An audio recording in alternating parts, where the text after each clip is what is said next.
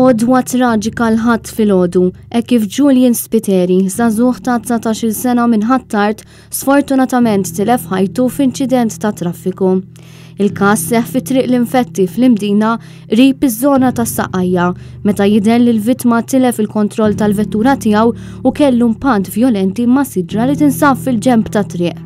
L-impatt tant kien qawwi li l-magna tal-karozza spiċċat in-naħa l-oħra tat-triq.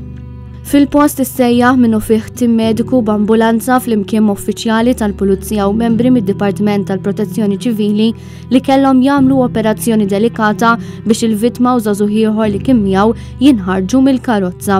Iżda fil-waqt li Julian sfortunatament ġie ċertifikat mejjed fil-post, iż-żagħżugħ ieħor Matthew Tabone li wkoll għandu 19-il sena u minn Ħattart ittieħed l-isptar Mater Dei għal kura.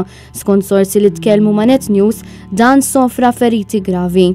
Iżda l-aħbar li Julian tilef ħajtu f'dan l-inċident waslet għal mewġa ta' messaġġi fuq il-medja soċjali, fosthom ta' żgħażagħ li fakru selmu l-memorja ta' seħibhom bħala student fl-Università ta' Malta, iżda anke bħala żagħżugħ li jirrispetta lil dawk kollha ta' madwaru u bitbissima fuq wiċċu.